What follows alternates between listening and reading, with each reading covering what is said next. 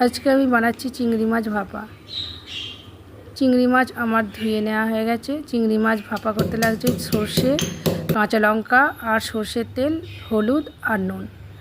দিয়ে দিলাম 1 চামচ হলুদ আর পরিমাণ মতো সর্ষের তেল। তেলটা একটু বেশি করেই দিলাম। আর দিয়ে দেব সর্ষে বাটা। এটাকে ভালো করে মাখিয়ে নিয়ে এবার দিয়ে দেব কাঁচা লঙ্কা কুচোনো আর পরিমাণ মতো নুন।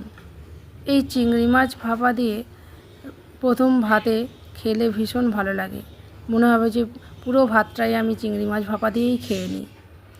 এটাকে এবার ভালো করে মেখে নিয়ে আমি এবার ভাত ফুটে গেছে, ভাতের মধ্যে এটা দিয়ে দেব। আমি ভাতের মধ্যে বাটিটা বসিয়ে দেব। গ্যাসটা অফ করে দিলাম, বাটিটা বসিয়ে দিলাম। এবার চাপা দিয়ে দেব। এবার ভাত যখন হয়ে যাবে, দেখুন আমার চিংড়ি মাছ ভাপা হয়ে গেছে।